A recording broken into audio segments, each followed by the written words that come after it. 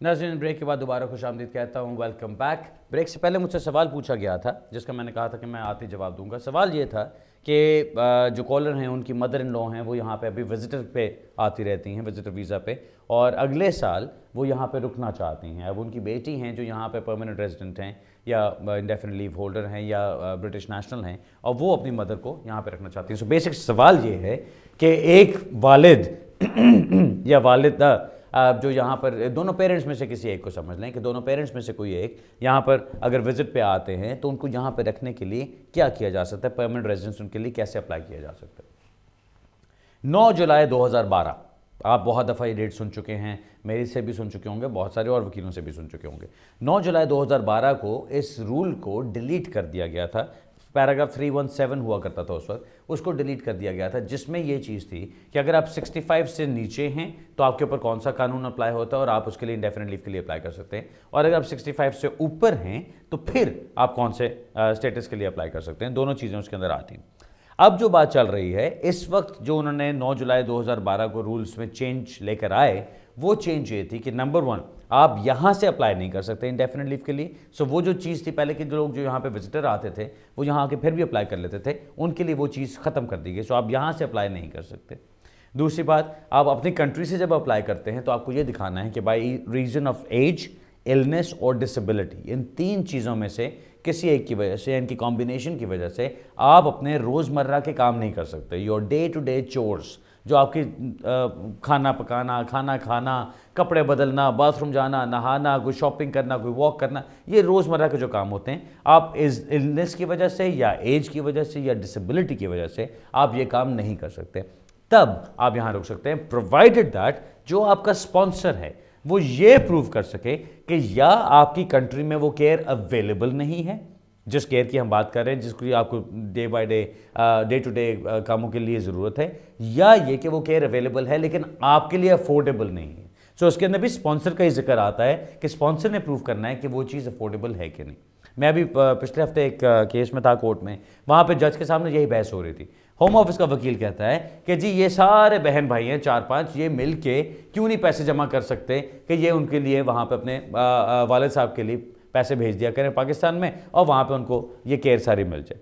जबकि हमारा मौक़िफ़ ये था कि 4-5 बहन भाइयों ने केस नहीं किया हुआ, ये उन्होंने स्पॉन्सर नहीं किया हुआ, स्पॉन्सर सिर्फ एक भाई ने किया, और वो भाई जो है वो अपनी इनकम लिखा के आपके सामने रखा हुआ है, रख के बैठा हुआ है, और वो ये कहता है कि मैं उनको वहाँ पे ये केयर प्रोवाइड नहीं कर सकता because it is not affordable for me, और दूसरी चीज़ है कि वहाँ पर अवेलेबल भी नहीं है। सो ये दोनों चीज़ें वहाँ पर आती हैं। जब से ये रूल्स आए हैं ये बहुत मुश्किल एक स्टैंडर्ड बना दिया गया है, और इसके अंदर मेरे ख्याल है, अगर मेरे पास नंबर्स हों तो क्या ही बात है, लेकिन फीलिंग मुझे यही होती है कि 99% से भी ज़्यादा केसेस को रिफ्यूज़ किया जाता है, क्योंकि मैंने अभी तक इसके अंदर किसी को बिल्कुल एक स्ट्रेट फॉरवर्ड तरीके से केस को जीतते हुए नहीं देखा। अपीलों में लड़ते हैं, जुडिशल रिव्यूज़ में जाना, ये करना वो करना, बड़ी इसके ऊपर बहस चलती है। आपका जो सवाल था उसका मकसद ये है कि अगर वो यहाँ पर आती हैं तो फिर क्या किया जा सकता है। मैंने जो आपको जवाब दिया वो कानून का बताया आपको कि कानून कहता क्या है। सो अगर वो आपने अपनी मदर इन लॉ को यहाँ पे लेकर आना या उनकी बेटी ने अप्लाई करना अपनी वालदा के लिए, तो उनको अपनी कंट्री से ही अप्लाई करना पड़ेगा इंडेफिनिट लीव के लिए अगर अप्लाई करना चाहते हैं। अगर वो यहाँ पर आ जाती हैं और वो यहाँ पर विजिट पे होती हैं और फिर वो डिसाइड करती हैं, उनके कोई चेंज ऑफ सर्कमस्टांसेस होते हैं और वो डिसाइड करती हैं कि नहीं जी इनको वापस भेजना गलत है, या वो खुद डिसाइड करती हैं कि मैं वापस नहीं जाना चाहती, तो फिर वो एक चेंज ऑफ सर्कमस्टांसेस की बेस पे एक एप्लीकेशन कर सकते हैं, जो कि एक ह्यूमन राइट्स टाइप एप्लीकेशन होती है। उस एप्लीकेशन को अगर वो रिफ्यूज़ करते हैं तो आपको राइट ऑफ अपील मिलना चाहिए। आप उसके अंदर, अगर आपका कोई ह्यूमन राइट्स की बेस पे वो केस है तो आपको राइट ऑफ अपील मिलना चाहिए और आप कोर्ट में जाके आर्ग्यू कर सकते हैं कि ऐसी क्या बात है। वहाँ पे जो आपकी वीकनेस आती है वो ये आती है कि विजिट के लिए अप्लाई करते हुए आपने दिखाया होता है कि सब कुछ ठीक है। विजिट के वक्त आपने बताया मेरे पास इनकम भी है, मेरा घर भी ठीक है, मेरी सेहत भी ठीक है, मुझे लुक आफ्टर करने वाले भी हैं, सब कुछ खैर है, मैं तो सैर सपाटा करने जा रही हूँ, फैमिली से मिलने जा रही हूँ, थोड़ी देर बाद वापस आ जाऊँगी। अब आप एयरपोर्ट पर जब आते हैं आपसे इमिग्रेशन ऑफिसर यही पूछता है कि जी कितनी देर रुकना है, क्या करना है, आपने यही सारी चीज़ों का इजहार किया वहाँ पर। अब अंदर आके 2 महीने में चेंज ऑफ सर्कमस्टांसेस हो जाता है। अब अचानक आपकी हालत ऐसी है कि आप by reason of age, illness और डिसेबिलिटी अपने रोज़मर्रा कामों को भी नहीं लुक आफ्टर कर सकती हैं, और आपके जो स्पॉन्सर है जो आपको लुक आफ्टर करते हैं वो या आपको वो केयर प्रोवाइड नहीं कर सकते या वो आपको अफोर्ड नहीं कर सकते। अब ये सारी चीज़ें एकदम पलटा खाती हैं। सो अक्सर जजेस के सामने जाके इन बातों को प्रूव करना मुश्किल हो जाता है अनलेस कोई वाकई बहुत ड्रास्टिक किस्म की कोई चेंज ना आई हो। अब एक केस मैंने किया था, उसके अंदर वो वालिद साहब आते जाते रहते थे उनके साहब के, और कोई मसला नहीं था, उनका सब कुछ ठीक ठाक चल रहा था, उनके पास 10 साल का विजिट वीज़ा लगा हुआ था, जब दिल करता था बेटे के पास आते थे, 1-2 महीने रहते थे, चले जाते थे, फिर 4-5 महीने बाद एक चक्कर लगा लेते थे। लास्ट टाइम वो जब यहाँ पर आए तो यहाँ पर आके एक तो वो गिर गए, तो उनको चोट लगी बड़ी बुरी तरह से, और दूसरा उनको कुछ अरसे बाद एक हार्ट अटैक टाइप चीज़ भी हो गई। अब वो हार्ट अटैक था, स्ट्रोक था, वो एक मेडिकल एविडेंस की बात है, लेकिन हार्ट अटैक टाइप चीज़ हम कहते हैं कि उनको कुछ हो गया। अब वो चेंज ऑफ सर्कमस्टांसेस था, क्योंकि वहाँ पे क्या हुआ, अब अचानक ये हुआ कि जी पहले तो ये अपने आप को लुक आफ्टर कर लेते थे, अकेले थे, फिर भी लुक आफ्टर कर रहे थे, अब इनकी टांग भी टूटी हुई है, प्लस इनको हार्ट अटैक हुआ है, इनकी सेहत बहुत डाउन गई है, इनकी अचानक हर तरह की प्रॉब्लम्स इनके ऊपर पड़ गई, अब इनको वापस भेजना गलत होगा। वहाँ पे हमने केस को जज के सामने जाके जीता था, क्योंकि जज ने ये चीज़ मानी थी कि हाँ जब ये विजिट पे आए थे तो उस वक्त इंटेंशन ये नहीं थी कि यहाँ रुकना चाहते हैं, लेकिन अब ऐसी सिचुएशन हो गई, चेंज ऑफ सर्कमस्टांसेस हो गया, जिसमें अब इनको यहाँ पे रुकने की इजाज़त मिलनी चाहिए। तो वहाँ पे वो केस हुआ था और उनको 2.5 साल की डिस्क्रेशन लीव मिली थी। तो वो जो आपने परमानेंट रेजिडेंस की बात की, यहाँ से वो तो होना बहुत मुश्किल है अनलेस वो अपनी कंट्री से अप्लाई करें, लेकिन अगर यहाँ से अप्लाई करें, कोई चेंज ऑफ सर्कमस्टांसेस होता है तो उसमें उनको डिस्क्रेशन लीव मिल सकती है, परमानेंट रेजिडेंस नहीं मिल सकता। और जी मैंने काफ़ी डिटेल में इसलिए जवाब दिया क्योंकि मुझे पता है बहुत सारे सुनने वालों की ये इस तरह की सिचुएशन होती है और वो इसी किस्म की एक सिचुएशन में और एक मसले में फंसे होते हैं, क्योंकि हमारा कल्चर ऐसा है कि माँ बाप बूढ़े हो जाते हैं तो आपका दिल करता है कि आप उनको लुक आफ्टर करें, वो आपके ऊपर डिपेंडेंट होते हैं, और फिर अगर आप उनको लुक आफ्टर ना कर सकें और ऐसे ही बैठे रहें तो फिर तकलीफ होती है, ज़्यादती होती है, लेकिन इंशाअल्लाह कोई ना कोई रास्ता उसके लिए भी निकाला जा सकता है। ठीक है जी। इसके अलावा कुछ यूरोपियन रास्ता भी है, लेकिन अभी आपने पूछा नहीं उसके बारे में तो मैं अभी उसमें जाऊँगा नहीं। अगला सवाल लेते हैं जी। हेलो हेलो अस्सलाम वालेकुम जी। जी हेलो अस्सलाम वालेकुम। वालेकुम। जी मैं हुसैन बात कर रहा हूँ कि मैंने ना कुछ साल पहले मेरा काफ़ी सालों से यहाँ रह रहा था। मैंने केस किया कि मैं यहाँ पे काफ़ी सालों से रह रहा हूँ, ठीक है। तो मेरा ये केस चलता रहा, एक दफ़ा रिफ्यूज़ हुआ, फिर रिफ्यूज़ हुआ। जब लास्ट टाइम मेरी हेयरिंग थी कोर्ट में, ठीक है, मैं थोड़ा शॉर्टली बताता हूँ जिस पॉइंट ऑफ व्यू में आ रहा हूँ कि मेरी हेयरिंग थी। तो मैंने पहले जो मेरा केस था लॉन्ग रेजिडेंस में, मैंने नहीं उसमें अपने बारे में मैं मेंशन करता हूँ आगे, मैंने नहीं बताया था कि मैं क्या हूँ। लेकिन लास्ट टाइम जब मेरी हेयरिंग थी कोर्ट में, मैंने जज को बता दिया कि मेरे पास पार्टनर है, वो 1.5 साल पहले पाकिस्तान से आया था विजिट पे, तो मेरे पास वो पार्टनर है, तो वो मेरे साथ वो रह रहा है। तो मुझे जज ने कहा कि आप ऐसा करो कि आपका ये केस भी चलता रहेगा, लेकिन आप साथ असाइलम करो उसके साथ जाके ना, ठीक है। वो अब ओवर स्टे भी हो चुका हुआ है, लेकिन उसके साथ जाके असाइलम करो। हमने असाइलम कर दिया अक्टूबर में, ठीक है। अक्टूबर में जब असाइलम कर दिया तो मुझे आईडी दोनों की बना दी। मुझे उन्होंने कहा कि ये लो आपकी आईडी, ये वो इस तरह सब कुछ, उससे उन्होंने डिटेन कर लिया, ठीक है। 12 दिन के बाद मैं वहां जाता रहा मिलने के लिए, चीजें पेपर शेपर जो भी साइन वगैरह कुछ भी था, कुछ प्रूफ थे मेरे पास हमारे दोनों के, मैं वो भी उनको प्रोवाइड किए। मेरे भाई जरा शॉर्ट रखिए प्लीज, मुझे बताइए आपका सवाल क्या है, किस तरफ आ रहे हैं? छोटा सा कि ये सवाल है कि उसको वीजा मिल गया 12 दिन में जी। मैं साइन पे बायोमेट्रिक कार्ड मिल गया उसको जी, ठीक है। उसको उसने 5 साल का दे दिया, बायोमेट्रिक कार्ड भी आ गया उसका, और मैं साइन पे जा रहा हूँ। मेरा भी कोई इंटरव्यू, उन्होंने कहा तुम्हारा इंटरव्यू बाद में होगा, कोई इंटरव्यू कोई डेट कुछ नहीं है। मैं इसलिए थोड़ा परेशान हूँ, कुछ बताएंगे इसके बारे में? चलिए मैं बताता हूँ।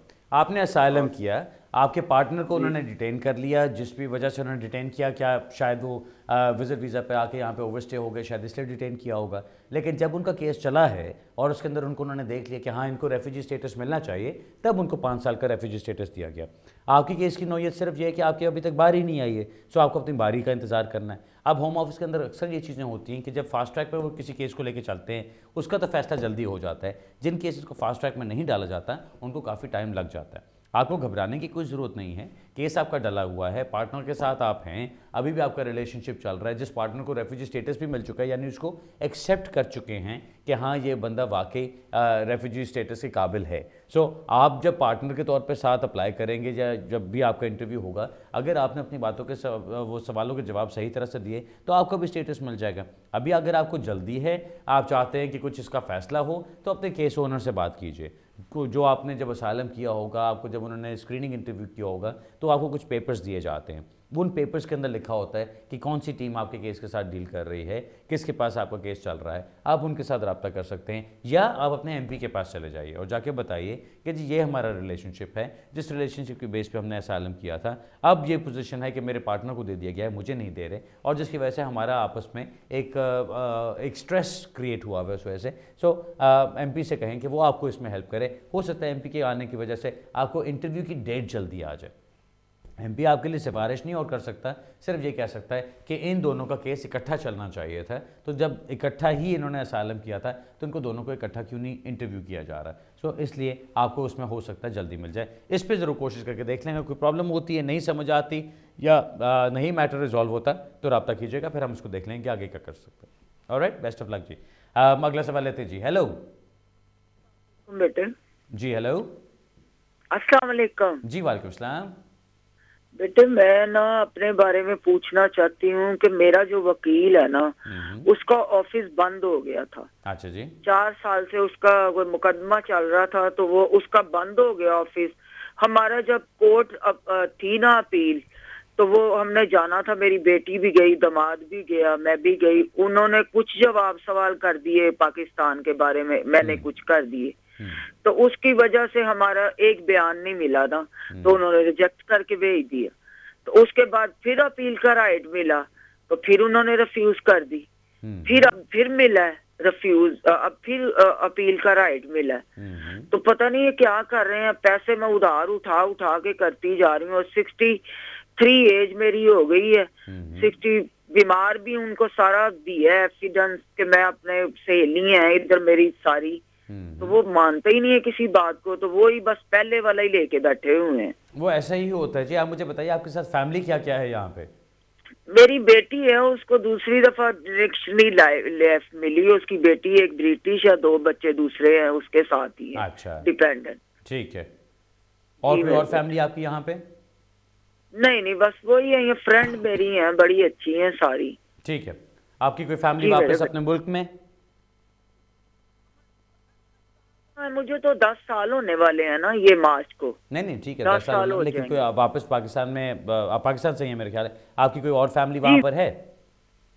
वो है, मेरे बच्चे वैसे हैं, मुझे अब पता नहीं कोई दुबई है या जर्मनी है, मुझे नहीं पता ये। अच्छा चले, अब आप सुनिए, मैं आपको जवाब देता हूँ। पहली बात, आपने अगर जज के सामने ऐसे ही जवाब दिया कि जी मेरे बच्चे किधर हैं, दुबई में, जर्मनी में, मुझे नहीं पता, तो उस वजह से आपका केस रिफ्यूज किया गया। क्योंकि एक सीधी सी बात है, एक माँ को ना पता हो कि उसके बच्चे कहाँ पर हैं, बड़ा मुश्किल कॉन्सेप्ट लगता है। हाँ, कुछ सिचुएशंस में ऐसा होता है कि ऐसा सही होता है, लेकिन जनरली जो आपको चीज़ समझनी चाहिए वो ये कि जब आप जज के सामने जाते हैं, और ये मैं सब उन लोगों को कहना चाहता हूँ जिनकी कोई ना कोई कोर्ट में केसेस चलने वाले हैं या डेट्स आने वाली हैं, जब आप जज के सामने जाते हैं, अगले को उल्लू का पट्टा मत समझें। अगले को ये मत समझें कि मैंने जो भी उसके मुंह में डाल दिया वो चुप करके उसको हजम करके खा जाएगा और बात खत्म। नहीं, जज का दिमाग होता है। जज रोजाना 5-6 डिफरेंट केसेस सुनता है एक कोर्ट के अंदर, और ज़्यादातर लोग कहानियां बना के और झूठ बोल के उसके सामने प्रेजेंट करते हैं केसेस को। अगर आपकी कहानी सही भी है, अगर आपकी बात सही भी है, लेकिन आपने उसको सही तरीके से जज को प्रेजेंट ना किया, तो जज उसको एक्सेप्ट नहीं करेगा। अब ये इस तरह की बात कहना कि जी मेरे बच्चे कहाँ पर हैं, मुझे तो पता ही नहीं इसके बारे में। अब हो सकता है आप सही कह रही हो, लेकिन मुझे जो चीज़ अपने एक्सपीरियंस से लगता है वो शायद ये है कि आपको शायद डर लग रहा है कि अगर मैंने कहा कि जी मेरे बच्चे वहाँ पर हैं, तो वो कहेंगे जी आप तो अपने बच्चों के पास जा सकती हैं, तो आप वहाँ पर जाएँ, इसलिए मैं तो कह रही हूँ मुझे पता ही नहीं किधर गए।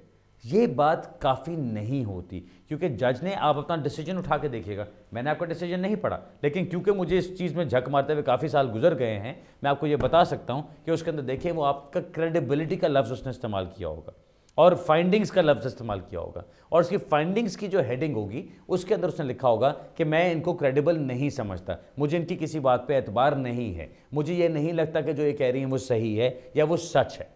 आपके केस में सिर्फ ये वीकनेस नज़र आ रही है। आपको यहाँ पे 10 साल होने को आए, बेटी को आपकी डिस्क्रिप्शन लीव मिल चुकी है, दूसरी एक्सटेंशन भी उसकी हो रही है, आपके एप्लीकेशन या आपका केस तो बिल्कुल इसी बेस पे फाइट होना चाहिए कि जी मेरी टाइज अपनी कंट्री के होने के बजाय अब यहाँ पर हैं, मेरी बेटी है, उसके आगे से बच्चे हैं और मैं उनके साथ रहती हूँ, वो मुझे लुक आफ्टर करते हैं, उनके साथ इतना एक स्ट्रॉन्ग बॉन्ड है मेरा कि उस बॉन्ड को तोड़ के मुझे वापस भेज देने का मतलब ये है कि वापस अपनी कंट्री में जाके मेरा अपने आप को इस्टेब्लिश करना, दोबारा से चलाना बहुत मुश्किल होगा, इसलिए मुझे यहाँ रहने की इजाज़त दीजिए। ये आपका केस बनता है और आपके केस में कोई जान नहीं बनती। लेकिन आपने जो मुझे बात बताई कि जी वकील का दफ्तर बंद हो गया, आपकी अपील आ गई, अब मुझे नहीं पता कि आपने अपील में किसी वकील की मदद ली कि नहीं ली। साथ आपने बताया कि जी आप कर्जे उठा उठा के पैसे पे कर रही हैं, वो जो भी आप करते रहें, ऑब्वियसली जी गाड़ी में पेट्रोल डालेंगे तो गाड़ी चलेगी। लेकिन बात वही होती है कि अगर आपकी तैयारी सही नहीं की जाती और आप कोर्ट में जाके सही तरह से जवाब नहीं देती, आपको पता ही नहीं कि किस मकसद से आपसे सवाल पूछे जा रहे हैं, तो आप वो जवाब कैसे देंगी ना। यही बात होती है, यही आपकी वीकनेस नज़र आ रही है मुझे। अब बाकी भी सुनने वालों को मैं ये कहूँगा कि अगर आपका केस कोर्ट में जा रहा है, इंसिस्ट करें कि आपका वकील आपको थोड़ा सा समझाए ज़रूर कि कानून क्या है इसके पीछे, ये वजह क्या है कि वो आपसे जो सवाल जवाब करते हैं उसके पीछे वो जानना क्या चाहते हैं। इसमें कोई बुराई नहीं है। मैं अपने क्लाइंट्स को सबको ये कहता हूँ कि आपका पूरा मौका बनता है कि मैं खुद बैठ के या आपका केस वर्कर बैठ के या आपके साथ जो बैरिस्टर जा रहा है या आपके साथ जो रिप्रेजेंटेटिव जा रहा है वो आपको बैठ के समझाए कि कानून के क्या तकाजे हैं, आपसे क्या सवाल जवाब किए जा सकते हैं। हम लोग ये चीज़ करते हैं तभी आपको पता होगा कि आगे आपने कोर्ट में जाके किस तरह से बात करनी है। अगर आपको तैयारी नहीं कराई जाएगी या आपको पता ही नहीं होगा कि आपने क्या कहना है, तो फिर तो आपको तो नहीं, आप तो कानूनदान नहीं हैं, आप तो वकील नहीं हैं, आपको तो नहीं पता। आपकी केस के लिए मैं सिर्फ इतना कहूँगा जी, आपको उन्होंने रिफ्यूज़ कर दिया, आपका अब कोई अपील के राइट्स भी ख़त्म हो गए, अब आपका सिर्फ अपर ट्राइब्यूनल की अपील रहती होगी। अगर तो आपके केस में कोई जान बनती है, अगर कुछ टाइम बाकी है, किसी वकील से मशवरा कीजिए कि वो देख के आपको बताए कि उसके अंदर ग्राउंड सॉलिड बन सकते हैं कि नहीं। क्योंकि अब जो आपका अपील का मौका है वो सिर्फ और सिर्फ इस बेस पे है कि जज ने डिसीजन करते हुए कानून को अप्लाई करने में कोई गलती की कि नहीं, जिसको हम मटीरियल एरर ऑफ लॉ का नाम देते हैं, कि कानून को अप्लाई करने में उसने कोई गलती की कि नहीं। अगर ऐसी कोई गलती पकड़ी जाती है उसके डिसीजन में से, तब हम आगे अपील कर सकते हैं और तब आपको मौका मिल सकता है। अगर वो सब अपीलें आपकी ख़त्म हो जाती हैं, फिर भी आप दिल छोटा मत कीजिए। ऐसी बात नहीं कि कोई रास्ता नहीं बचा, सिर्फ ये है कि फिर उस डिसीजन को देखना पड़ेगा। क्योंकि अब नुकसान सबसे बड़ा ये है कि जब भी आप कोई नई एप्लीकेशन आगे से डालेंगी, होम ऑफिस ने सबसे पहले इशारा करना है आपके डिसीजन की तरफ जो जज ने फैसला किया है, और कहना है कि जी इस डिसीजन के अंदर जज ने ये कहा, आप ये कहते हैं हम नहीं मानते, जज ने ये कहा, आप ये कहते हैं हम नहीं मानते। क्योंकि जज की जो बातें होती हैं वो फाइंडिंग्स ऑफ फैक्ट बन जाती हैं। फाइंडिंग्स का मतलब ये होता है कि जज ने एक चीज़ पे अपना फैसला सुना दिया। अब जज का फैसला अगर सुना दिया गया एक चीज़ के ऊपर, उस चीज़ को हटाना, उस चीज़ को बदलना बहुत मुश्किल हो जाता है, लेकिन नामुमकिन नहीं होता। आपके लिए यही बात बनती है, अगर आपको रिफ्यूज़ कर दिया जाता है आप नई एप्लीकेशन कीजिए, अगर आपको फिर रिफ्यूज़ किया जाता है आप उसमें अपील का राइट मांगें। आपकी अपील अगर लगती है तो जब आप दूसरे जज के सामने जाते हैं, जब कभी भी होता है साल 2 साल में, आप जब दूसरे जज के सामने जाते हैं तो उस जज ने भी पहले इसी केस को देखना है, इसी डिसीजन को देखना है। लेकिन अगर आपका एविडेंस स्ट्रांग होता है नए केस के लिए तो इस डिसीजन को पलटा जा सकता है। सिर्फ रास्ता थोड़ा आपका अभी लंबा है और मुश्किल है, लेकिन इसके ऊपर आपको अभी जाना पड़ेगा। दूसरा, आपके पास एक और ऑप्शन ये भी बचता है कि आपकी बेटी के पास अभी डिस्क्रेशन लीव है, जो उसको सेकंड आपने बताया 3 साल की मिली है। अब जब ये 3 साल की डिस्क्रेशन लीव खत्म होती है तो उनको इंडेफिनिट लीव मिल जाएगी। इंडेफिनिट लीव के बाद वो नेशनलिटी के लिए भी अप्लाई कर सकती हैं। एक दफ़ा जब वो ब्रिटिश नेशनल बन जाती हैं तो फिर अपनी वालदा को वो किसी और तरीके से भी स्पॉन्सर कर सकती हैं। उसके लिए भी फिर आगे से डिस्कशंस की जा सकती हैं, ऑप्शंस निकाले जा सकते हैं। वो जब वक्त आएगा इंशाल्लाह उसको उस वक्त देखेंगे, लेकिन इस वक्त जो मैंने आपको बताया कोशिश करें आप वैसा ही करें। ऑलराइट जी, बेस्ट ऑफ लक। अगला सवाल लेते हैं जी। हेलो जी सर। जी जनाब। सर मैं इमरान मैनचेस्टर से बोल रहा हूँ, मुझे 2 छोटे छोटे सवाल पूछने हैं आपसे प्लीज। बताइए इमरान साहब। पहला सवाल मेरे कजन के बारे में, उसने डिस्कशन लीव ली थी 3 साल पहले शादी की बेस पे। उसने इंग्लिश टेस्ट पास किया था ट्रिनिटी कॉलेज मैनचेस्टर से, और जो उसने इंग्लिश टेस्ट पास किया था उसके ऊपर वो इशू डेट थी, उसकी एक्सपायरी डेट नहीं थी। अभी दोबारा उसने वो डिस्कशन लीव अप्लाई करनी है, क्या उसको दोबारा कोई टेस्ट नया पास करना पड़ेगा या वही जो उसको सर्टिफिकेट मिला हुआ इंग्लिश वाला वो चल जाएगा? ठीक है, पहला सवाल तो मेरा ये। दूसरा सवाल ये है कि मैंने पोलिश लड़की से शादी की है, निकाह किया हुआ है, और मेरा केस अपर ट्रिब्यूनल में चल रहा है जेन्युइन रिलेशन के ऊपर। क्या मैं वो दोबारा विड्रॉ करके एप्लीकेशन फ्रेश क्लेम कर सकता हूँ? और अगर मैं फ्रेश क्लेम कर सकता हूँ तो मुझे क्या वो अपील का राइट देंगे? क्योंकि मैं यूरोपियन लड़की के साथ शादी की हुई है। प्लीज कैसे? ओके, चलें बताता हूँ जी। पहला जो आपका सवाल है वो ज़रा छोटा सा जवाब है उसका, तो मैं पहले बता देता हूँ। इंग्लिश टेस्ट की एक्सपायरी सिर्फ वहीं पर होती है जब टेस्ट सर्टिफिकेट कहता है कितनी देर बाद एक्सपायर हो जाएगा। अगर वो आइल्स का आप सर्टिफिकेट उठा के देखें तो उसके ऊपर लिखा होता है कि 2 साल के अंदर ये चीज़ एक्सपायर हो जाएगी। जो टेस्ट आपने किया अगर उसकी कोई एक्सपायरी डेट नहीं है तो मुमकिन यही है कि वो एक्सपायर नहीं होता। लेकिन अगर आपने एक्सटेंशन के लिए अप्लाई करना है और आप रिस्क कोई नहीं लेना चाहते तो नंबर 1 तो ये कि जहाँ से टेस्ट हुआ था वहीं से आप जाके कन्फर्मेशन मांगिए उनसे इन राइटिंग कि ये टेस्ट एक्सपायर नहीं हुआ और आपको नया टेस्ट करने की ज़रूरत नहीं है। अगर वो आपको इन राइटिंग नहीं देते तो बेहतर ये कि आप नया टेस्ट करें और उसको साथ लगा दीजिए ताकि कोई शक ना रहे बीच में। मैं हमेशा कहता हूँ होम ऑफिस को बिल्कुल नन्हे मुन्ने बच्चों की तरह ट्रीट करें कि उनको कुछ पता नहीं है, उनके सामने एक चीज़ लिख दी गई है, ये चीज़ें सामने आएँ तो ठीक है, ये सामने नहीं है तो रिफ्यूज़ कर दो। अगर आपने उनके लिए कोई मुश्किल डाली कि जहाँ उनको अपना दिमाग इस्तेमाल करना पड़ेगा तो अक्सर वो रिफ्यूज़ल में ही डालते हैं बिकॉज उनको समझ नहीं आती नन्हे मुन्ने बच्चों को। एनीवे उसको छोड़ते हैं। अब दूसरा सवाल आता है आपका जो है कि आपने शादी की पोलिश नेशनल के साथ, आपका अब अपर ट्राइब्यूनल में गया। इसका मतलब ये अपर ट्राइब्यूनल में जाने का मकसद ये है या मतलब ये है कि आपको जज की तरफ से रिफ्यूज़ कर दिया गया। अब जब आपका केस इमिग्रेशन जज के सामने गया, रिलेशनशिप की बेस के ऊपर जज ने कहा कि मैं नहीं मानता कि ये जेन्युइन रिलेशनशिप है, ऐसा ही हुआ होगा। अब उसके ऊपर आपने लीव टू अपील की दरख्वास्त दी, वो अगर आप जज का कोई एरर ऑफ लॉ नज़र आ गया तो उसके ऊपर आपको लीव टू अपील मिल गई। दूसरी सूरत ये भी हो सकती है कि आपने अप्लाई किया, आपको होम ऑफिस ने रिफ्यूज़ किया, आप जज के पास गए, जज ने आपको अलाउ कर दिया लेकिन होम ऑफिस ने उसको अपील में कर दिया। ये आपने मुझे बताया नहीं कि आपकी अपील गई है होम ऑफिस में, उसके अपर ट्राइब्यूनल में, कि होम ऑफिस की अपील गई। एनीवे अब जो सिचुएशन है, अगर आप ये करते हैं कि आप केस अपना विड्रॉ करते हैं और नई एप्लीकेशन डाल देते हैं, उसका नुकसान क्या है और फ़ायदा क्या है? अगर तो होम ऑफिस की अपील है यानी जज ने आपको एक्सेप्ट कर लिया था और आगे से अब वो होम ऑफिस ने चैलेंज किया है इस चीज़ पे कि नहीं जज ने कोई एरर ऑफ लॉ की है, अगर तो ऐसी बात है तो फिर तो फ़ौरन विड्रॉ करें उसको। विड्रॉ करके आप कहें कि जी मैं नई एप्लीकेशन डालता हूँ, सारा एविडेंस दोबारा देता हूँ, क्योंकि फिर आपकी सेंस बनती है क्योंकि जज ने आपका रिलेशनशिप एक्सेप्ट किया हुआ। अगर आपका जज ने रिलेशनशिप एक्सेप्ट नहीं किया और आपकी अपील अपर ट्राइब्यूनल में गई है तो अगर आपने उसको विड्रॉ किया तो उसका मतलब ये होगा कि जज का डिसीजन फाइनल हो गया, तो फिर आपको आगे प्रॉब्लम पड़ेगी। मेरा मशवरा यही होगा कि अगर तो आपकी क्रेडिबिलिटी इंटैक्ट है तो उसके ऊपर तो आप चल सकते हैं, नई एप्लीकेशन डाल सकते हैं। लेकिन अगर आपकी क्रेडिबिलिटी इंटैक्ट नहीं है, जज ने ये नहीं माना कि आपका रिलेशनशिप जेन्युइन है, तो अपील विड्रॉ करने का मतलब है कि आप जज के फैसले के ऊपर एक तरह से सीमेंट लगा रहे हैं कि हाँ जी ठीक है ये सॉलिड फैसला है। फिर आप आगे से नई एप्लीकेशन अगर करेंगे तो वहाँ पे होम ऑफिस आपको ये कह के रिफ्यूज़ करेगा कि जज के सामने आप गए थे, जज ने आपकी किसी बात पे एतबार नहीं किया था और नहीं माना था, इसलिए हम भी नहीं उस चीज़ को मानते, तब आपको प्रॉब्लम पड़ेगी। अब जो आपका सवाल है कि जी आपको उसमें अपील का राइट मिलेगा कि नहीं, अगर आप यूरोपियन नेशनल की बेस पे अप्लाई करते हैं, शादी की बेस पे अप्लाई करते हैं, अपने ओरिजिनल डॉक्यूमेंट्स लगाते हैं तो आपको अपील का राइट दिया जाता है क्योंकि वो यूरोपियन रेगुलेशंस के अंदर आता है। Okay, best of luck sir, जो भी हो मुझसे शेयर जरूर कीजिएगा, क्या बनता है बताइएगा। फिर अगला सवाल लेते हैं जी। हेलो हेलो हेलो बुखारी साहब। जनाब पहला तो आपका बहुत बहुत थैंक्स है जो आप टीवी पर आते लोगों को जानी एडवाइस देते हैं, बहुत बहुत थैंक्स आपका। आप टाइम आपका निकाल कर हाँ जी इधर आते हैं। ਤੇ ਮੇਰਾ ਸਵਾਲ ਭਾਜੀ ਇਹ ਹੈਗਾ, ਮੈਂ ਨਾ 2004 ਚ ਇੱਥੇ ਆਇਆ ਸੀ, ਆਪਣੇ ਫੈਮਿਲੀ ਦੇ ਨਾਲ ਵਿਜ਼ਿਟਰ ਆਇਆ ਸੀ ਤੇ ਮੈਂ ਨਾ ਐਫਐਲਆਰ ਐਪਲੀਕੇਸ਼ਨ ਪਾਈ ਸੀ 7 ਸਾਲ ਤੋਂ ਬਾਅਦ 2012 9 ਜੁਲਾਈ ਤੋਂ ਪਹਿਲਾਂ 6-7 ਮੰਥ ਤੋਂ ਉਹਨਾਂ ਨੇ ਫਿਰ ਸਾਲ ਬਾਅਦ ਰਿਫਿਊਜ਼ ਕਰਤੀ ਸੀ। ਮੇਰੇ 2 ਬੱਚੇ ਇੱਥੇ ਵੇ, ਉਹ ਵੀ ਇੱਕ 9 ਸਾਲ ਦਾ ਹੈਗਾ ਤੇ ਇੱਕ 6 ਸਾਲ ਦਾ ਹੈਗਾ। ਫਿਰ ਆਪਾਂ ਜੀ ਅਸੀਂ ਨਾ ਜੁਡੀਸ਼ੀਅਲ ਰਿਵਿਊ ਚ ਗਏ ਸੀ ਤੇ ਉਹਨਾਂ ਸਾਨੂੰ ਕਿਹਾ ਕੇਸ ਤੁਸੀਂ ਵਾਪਸ ਲੈ ਲਓ, ਤੇ ਫਿਰ ਸਾਨੂੰ ਉਹਨਾਂ ਨੇ ਰਾਈਟ ਆਫ ਅਪੀਲ ਦੇ ਦਿੱਤਾ। ਫਿਰ ਅਸੀਂ ਫਸਟ ਟ੍ਰਿਬਿਊਨਲ ਚ ਗਏ ਤੇ ਉਹਨਾਂ ਨੇ ਸਾਨੂੰ ਕਿਹਾ ਵੀ ਉੱਥੇ ਗਏ ਤਾਂ ਉਹਨਾਂ ਨੇ ਕੋਰਟ ਚੋਂ ਕੇਸ ਵਾਪਸ ਲੈ ਲਿਆ ਹੋਮ ਆਫਿਸ ਨੇ।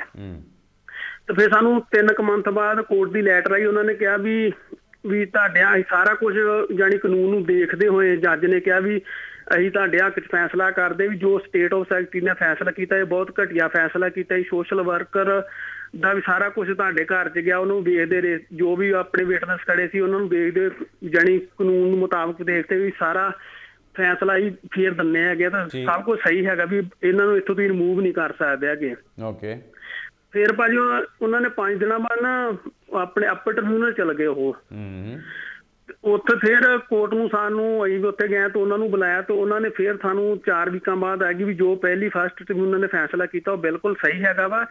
ਤੁਸੀਂ ਇਹਨਾਂ ਨੂੰ ਪੁਰਾਣੇ ਕਾਨੂੰਨ ਅਧੀਨ ਦੇਖੋ, ਜੋ ਇਹਨਾਂ ਦਾ ਟਾਈਮ ਖਰਾਬ ਕੀਤਾ ਉਹ ਵੀ ਤੁਸੀਂ ਦੇਖੋ, ਤੇ ਇਹਨਾਂ ਦੇ ਬੱਚਿਆਂ ਨੂੰ ਅਜੇ ਇਹ ਨਹੀਂ ਪਤਾ ਵੀ ਇਹਨਾਂ ਦਾ ਕੀ ਸਟੇਟਸ ਹੈਗਾ ਵਾ, ਵੀ ਇਹਨਾਂ ਨੂੰ ਦੱਸੋ ਤੁਸੀਂ कोई नवा फ्रेश डिसीजन लवो। ਹੁਣ ਤੁਸੀਂ ਆਪਣਾ ਸਵਾਲ ਪੁੱਛ ਲਓ। 5 ਮੰਥ ਹੋ ਗਏ ਕੋਈ ਹੋਮ ਤੇ ਪਤਾ ਨਹੀਂ ਹੁਣ ਕੀ ਹੋਣਾ ਭਾਜੀ, ਸਹੀ ਹੈ ਜਾਂ ਗਲਤ ਹੈਗਾ। ਤੇ ਇੱਕ ਪਲੀਜ਼ ਹੋਰ ਦੱਸੋ ਵੀ ਇੱਕ ਹੋਰ ਜੋ ਕਹਿੰਦੇ ਵੀ ਨਵਾਂ ਕੋਈ ਕਾਨੂੰਨ ਆ, ਪਤਾ ਨਹੀਂ ਹਾਈ ਕੋਰਟ ਵਿੱਚ ਵੀ ਬੱਚਿਆਂ ਦਾ ਜਾਨੀ 7 ਸਾਲ ਵਾਲਾ ਵੀ ਜਾਨੀ ਇਹਨਾਂ ਨੂੰ ਜਾਨੀ ਪੱਕੀ ਸਟੈਂਪ ਮਿਲਣੀ ਚਾਹੀਦੀ, ਪਲੀਜ਼ ਉਹ ਦੱਸਿਓ।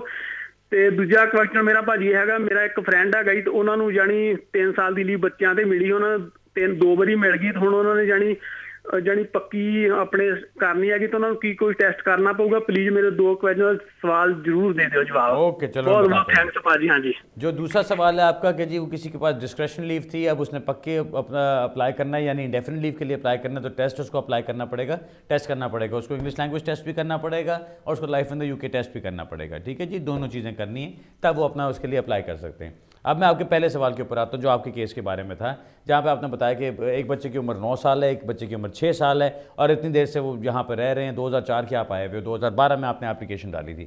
अब आपका सारा कोर्ट के थ्रू इधर उधर सिस्टम चल पड़ा हुआ है। मुझे जो मोटी बात समझ आ रही है वो ये समझ आ रही है, जज ने भी केस आपका अलाउ कर दिया, अपर ट्राइब्यूनल से भी अलाउ कर दिया गया, होम ऑफिस वाले चुप करके बैठे हुए हैं, उसके ऊपर कुछ नहीं कर रहे। सर जी फ़ौरन अप्लाई करो, अपना फ़ौरन शोर मचाओ जाके अपने MP के पास। दूसरी चीज़ ये करो कि कंप्लेंट करो होम ऑफिस को कि जी ये डिसीजन हो चुका, फलानी डेट का डिसीजन आया है, अभी तक इसका कोई इम्प्लीमेंटेशन क्यों नहीं, यानी इसको फैसले को आप लोग सेट क्यों नहीं कर रहे हो, मुझे कार्ड क्यों नहीं बना के दे रहे हो। ठीक है, इसके ऊपर लड़ो। जो आपने पूछा केस के जी वो इंडेफिनिटली बच्चों को कैसे मिलता है, वो कोर्ट का कौन सा फैसला है, वो YM युगांडा केस है। उसके अंदर वो कहते हैं कि जी अगर ऐसा लगता है कि इन सर्कमस्टांसिस में या बच्चों की ऐसी सिचुएशन है कि जहाँ पे इनको 2.5 साल की लीव देना ठीक नहीं होगा, तो उनको सीधा इंडेफिनिट लीव भी दी जा सकती है। ओके, वो सिर्फ ये कहा गया कि दी जा सकती है, उसका मतलब ये नहीं कि दी जाएगी।